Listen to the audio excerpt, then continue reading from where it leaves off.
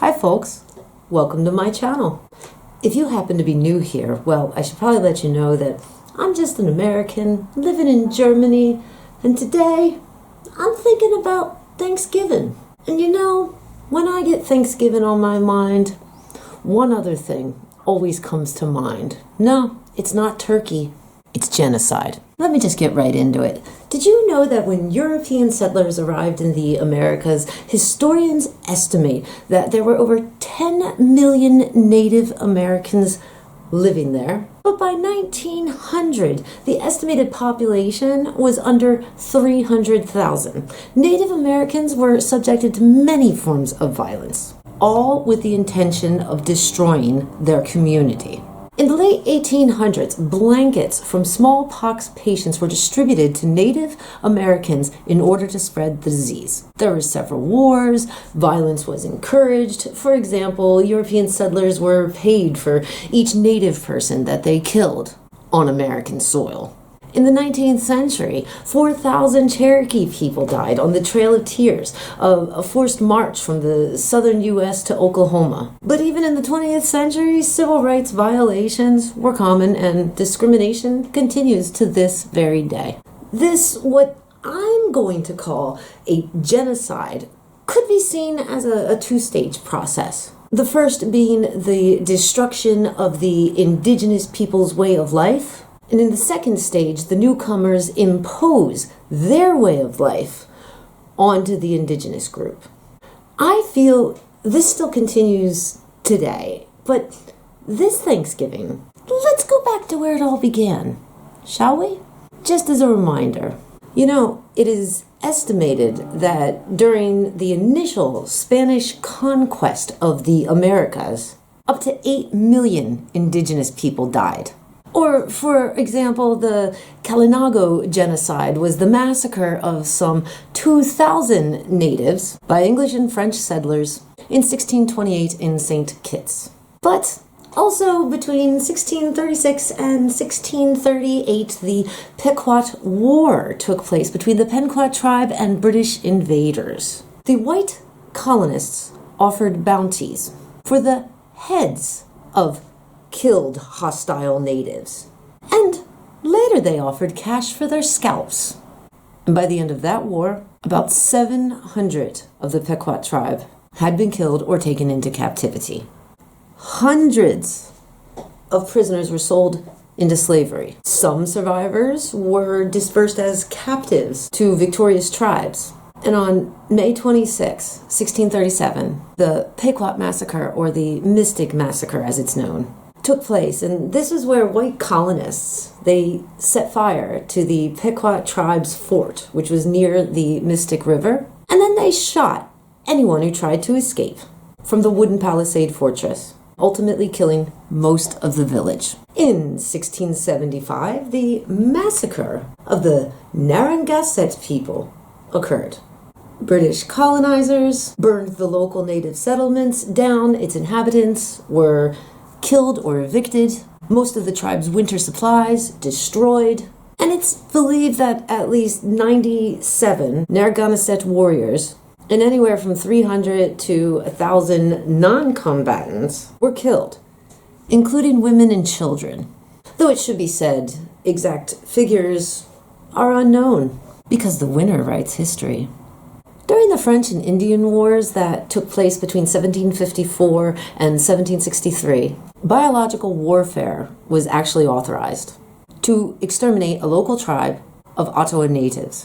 In 1755, Massachusetts Governor William Shirley was offering a bounty of 40 pounds for a male Indian scalp and 20 pounds for the scalps of females or children under 12. In 1756, Pennsylvania Lieutenant Governor Robert Morris, in his declaration of war against the Lenape people, offered 130 pieces for the scalp of every male Indian enemy above the age of 12 years old, but also 50 pieces for the scalp of every Indian woman produced as evidence of them being killed. Samuel Francis Drake wrote a book listing dirty, dirty details and names of victims. It's really a list of horrors inflicted by the British, such as poisoned blankets and a raid on a Mi'kmaq home where 5 women, 2 of whom who were very pregnant, were attacked. Drake wrote that the English settlers plundered the cottages and inhumanely butchered the 5 women and 2 children. He went on to describe that the British had committed acts upon the murdered women too revolting for recital. More clear genocidal intent can be found, for example, in letters from a British commander, Geoffrey Amherst, when he authorized the deliberate use of disease-infected blankets as biological weapons against indigenous populations during the 1763 Pontiac's Rebellion. Geoffrey Amherst was quoted as saying, "You will do well to try to inoculate the Indians by means of blankets, as well as try every other method that can serve to extirpate this execrable race." The British sure have a way with words, don't they? You know, the Trail of Tears was part of the Indian removal, a series of forced displacements and ethnic cleansing of approximately 60,000 natives of 5 civilized tribes between 1830 and 1850 by the United States government. Members of the Cherokee, Muskogee Creek, Seminole, Chickasaw, and Choctaw nations were forcibly removed from their ancestral homelands in the southeastern United States to the west of the Mississippi River that had been designated Indian Territory by the white man. The forced relocations were carried out by government authorities after the passage of the Indian Removal Act in 1830. The Cherokee removal in 1838 was brought on by the discovery of gold near Dahlonega, Georgia in 1828, resulting in the Georgia Gold Rush. So, money motivated ethnic cleansing. Yeah, sounds about American. The people that were forced to relocate suffered from exposure, disease, and starvation while en route to their newly designated Indian Reserve. But thousands died of disease before even reaching the destination, or shortly after. The Sand Creek Massacre took place on November 29th, 1864, when a 675-man force of white colonizers attacked and destroyed a village of Cheyenne and Arapaho people in southeastern Colorado Territory, killing and mutilating an estimated anywhere from 69 to over 600 Native American people, and about 2/3 of the natives that were murdered were women and children. Numerous American presidents, forefathers, if you will, whose words still hold value to your average American these days. Numerous of those American presidents offered money and land in exchange for the extermination of the tribes already living there. For example, several massacres occurred under President Lincoln's watch. While he was out freeing slaves, he was also stealing land and murdering natives. Hey, you know what? What if I told you with just those facts alone, just that knowledge alone, what if I told you that the United States has never been legally admonished by the international community for genocidal acts against its indigenous population? And that pisses me off, quite frankly.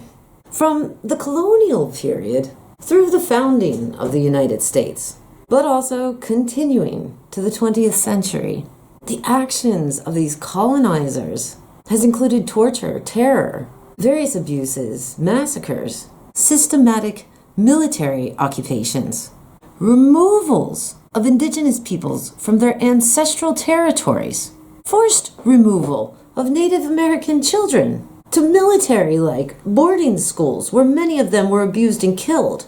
You know, today, as I film this, many Americans are gathering together for a Thanksgiving meal with their families. A fest that takes place on stolen land and makes a mockery of their forefathers' genocides. You know, as an American living in Germany, this looks especially offensive to me. You see, here where I live, in Germany, this country also had a genocide and a Holocaust, and it does not celebrate it today.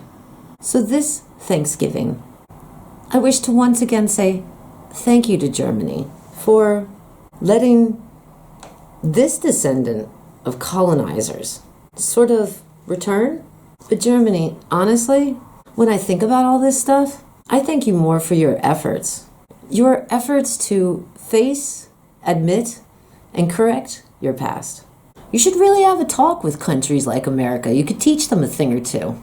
I just feel like maybe Germany could teach America, a little something, seeing as America seems to refuse to really admit their past. But quite honestly, it seems like at times they mock it and are therefore doomed to repeat it. And repeat it they do.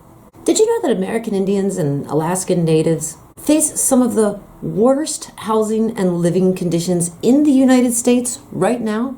40% of on-reservation housing is considered substandard. Less than half of those homes on reservations are even connected to the public sewer systems, and 16% lack indoor plumbing. This is right now the original people of the Americas. In the U.S., Native American women are twice as likely to experience violence more than any other demographic. 1 in 3 indigenous women is sexually assaulted in her life. And 67% of those assaults are perpetrated by other races. And check this out. The National Crime Information Center reports that in 2016, there were 5,712 reports of missing American natives and Alaskan Native women and girls. Though the U.S. Department of Justice, their federal missing persons database, the colonizers' government, only logged 116 cases. That sounds about white. Land is still stolen. The U.S. government retains and destroys native ancestral territory, allows companies to build things like pipelines, pollute their land and water, and when they try to stop it, they get hosed, beaten, jailed, and shot. And today, on Thanksgiving in America, it felt to me like many Americans were just ignoring that. So I just wanted to give you all a little reminder. You're mocking victims. You're mocking a genocide. But I do thank you for being here and listening to my little Thanksgiving rant. This may become a tradition every year, but if you want to know more and educate yourself a little bit more on any of the topics that I brought up here in this video, please check out the links listed below. I'll be coming at you soon with another video, but until that happens, I hope that you're over there taking care of yourself.